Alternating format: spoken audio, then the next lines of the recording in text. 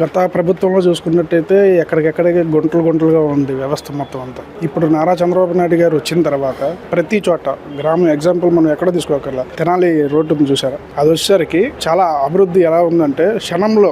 నేను మొన్న రీసెంట్గా వెళ్ళాను. అంత గత ప్రభుత్వంలో వెళ్ళినప్పుడు వచ్చేసరికి కింద కారుకి బాడీకి కింద తగిలేసి చాలా ఇబ్బందులు పడి ఏంట్రా బాబు మనకి పరిస్థితి అనే దారుణమైన పరిస్థితుల్లో నుంచి మొన్న రాగానే చంద్రబాబు నాయుడు గారు ఎప్పుడైతే వచ్చారో ఆయన రాగానే రోడ్డు మరామతులన్నీ మొత్తం కూడా కంప్లీట్గా విజయవాడ నుంచి తెనాలి వరకు కంప్లీట్ రోడ్డు అనమాట వేసి అభివృద్ధి బాటలోకి తీసుకెళ్తాక జస్ట్ ఇది ఒక ఎగ్జాంపుల్ అనమాట. అంటే వైసీపీలు అంటున్నారు అక్కడక్కడ ఇంకా అసలు రోడ్లే పూర్తి చేయలేదు, వర్షం వచ్చి ఎందుకు చేయలేదు?